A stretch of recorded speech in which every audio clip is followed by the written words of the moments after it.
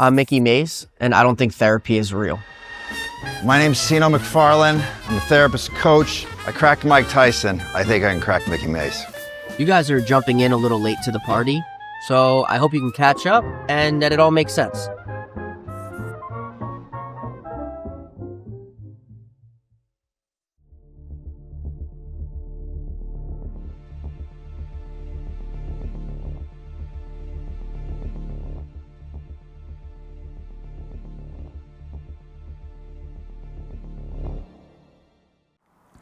Let's talk about your girlfriend.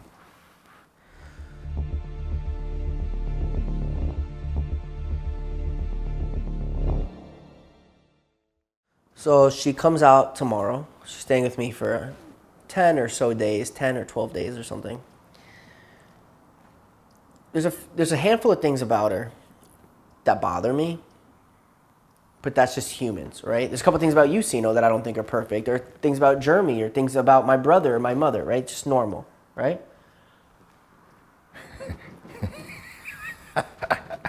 She has a couple ones, though, that I just have a lot of trouble with. Yeah. You know the hanging out thing. She loves the hanging out.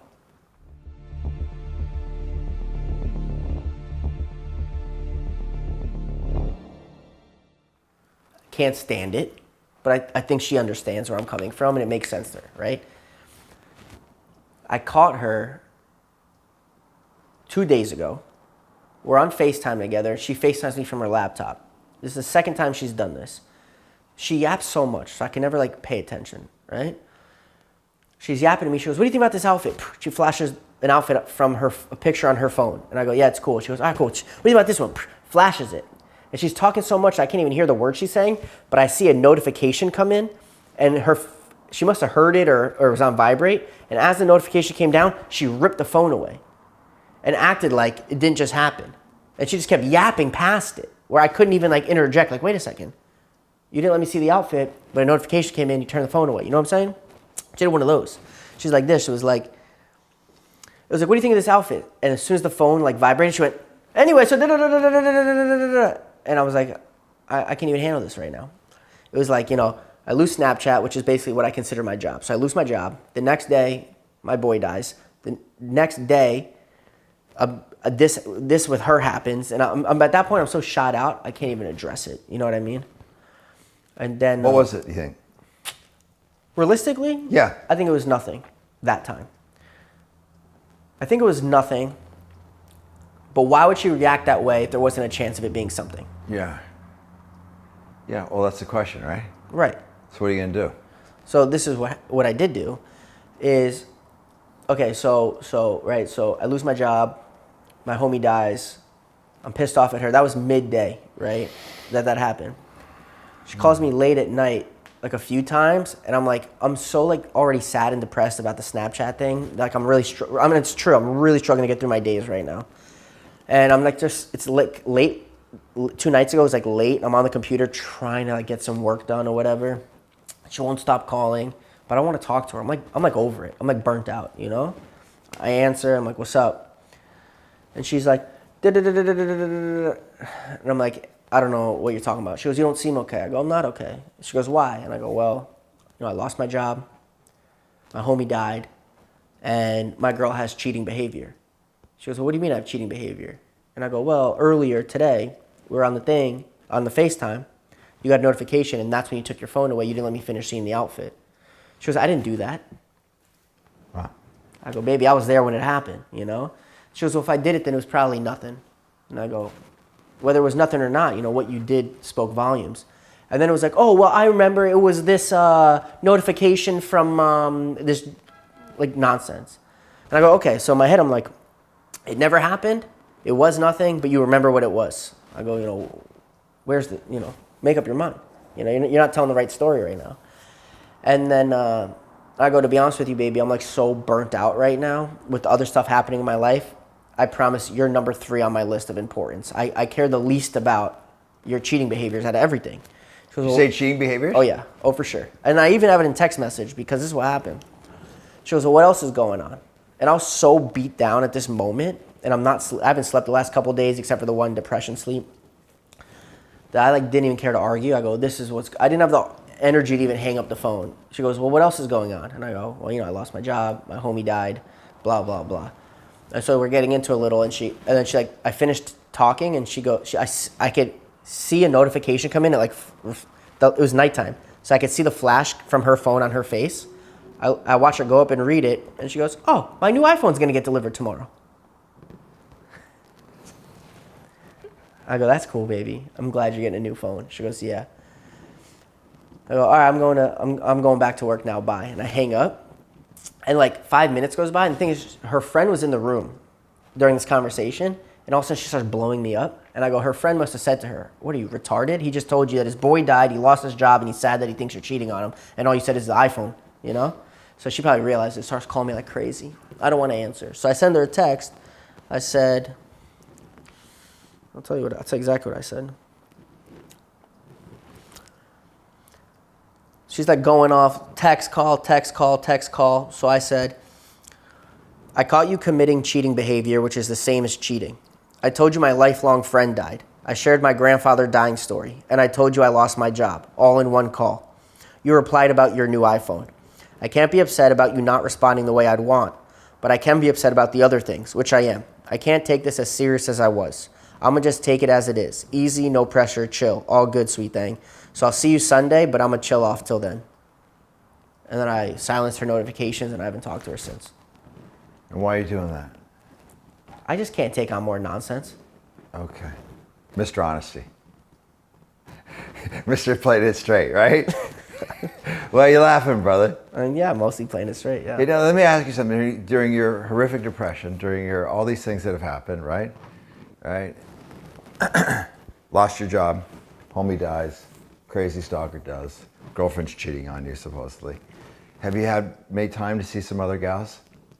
Nah. No? Some feeble attempts, but I'm like so beat down that You're that beat down you don't want to keep the hotel going. Yeah.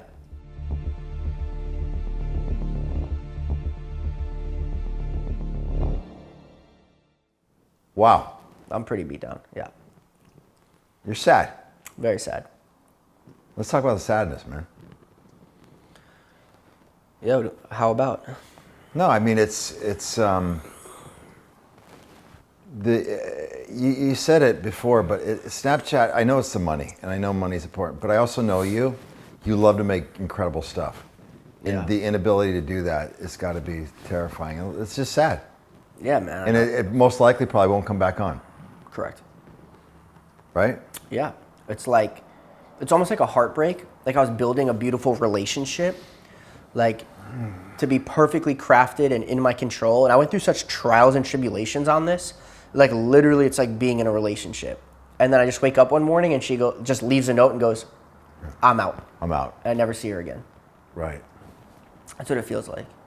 And then I'm left here sitting like, oh, like, well, we have this dog together. And I'm thinking like, Jeremy literally just quit working at Nike to work for me on this project. Like, well, I got this dog I got to take care of now. I got to find a way. And you will.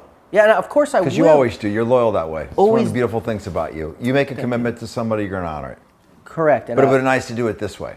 yeah, like I had a plan. Like we had a plan. Yeah. We were building this thing, and I just invested so much. And I became like reliant. Like I invested so much and I was receiving so much. And I go, this is a system that my life can revolve around. And now it's just like, and I just woke up in the morning and she left a note on my pillow. I'm out, I'm not coming back. Mm-hmm. What are you doing this weekend? Well, so it turns out that my chick actually comes tomorrow morning. So I had various plans, but I don't have the fortitude to follow through on them. So probably I'm not going to do that much. We're almost done setting up my whole house, the new house. Oh, yeah. Oh, man. Yeah, that puts a smile on your face, brother. Ah, man, I love this new house.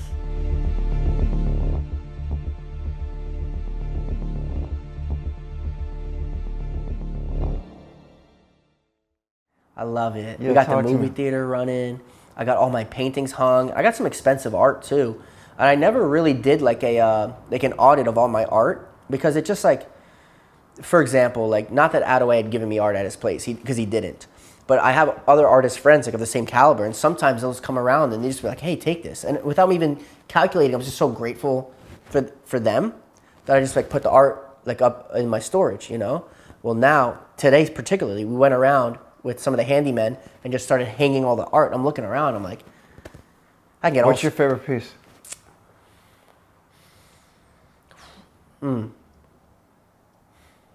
There are 2 pieces that we hung today specifically that for different reasons would be my favorites. I have 3 original Banksies, and nobody knows. Yeah. Fuck! Yeah. What? Yeah. And 3 original Banksies? Yeah. How'd you get those? Can you tell?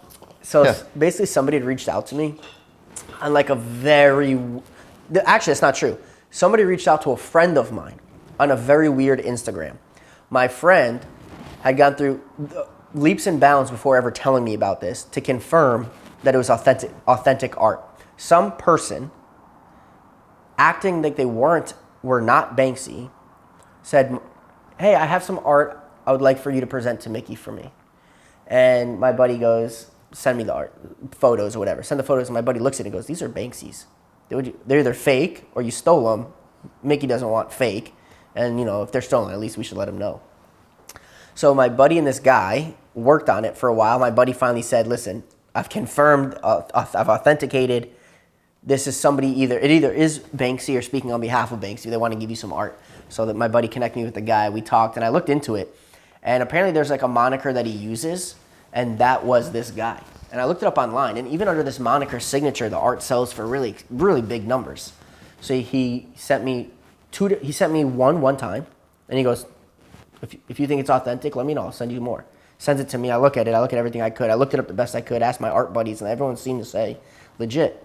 So I said, all right, sure, send me more. He sent me 2 more out of a collection. He gave me a 1 of 1, and then he gave me 2 out of a 15-piece collection. So one of my favorites is the first one he sent me. And I'm sure I have a photo of it. When you look at it right away, you know. Right. It's pretty signature stuff. What's the picture of? It's the silhouette of a little girl holding a red heart balloon. Oh, yeah. And it's hand painted, the canvas I have. It's about this big. I love that one. Yeah. Oh, that's beautiful, man. So you got that stuff up. You didn't have that up at your old place?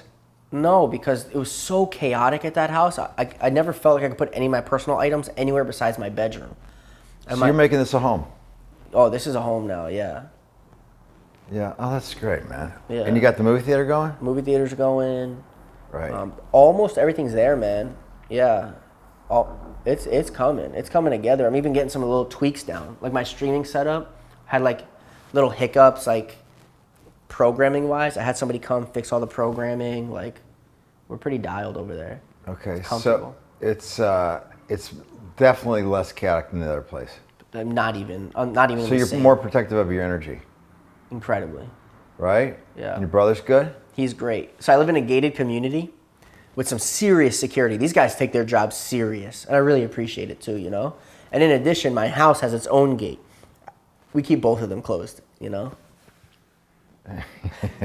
Like literally. Okay.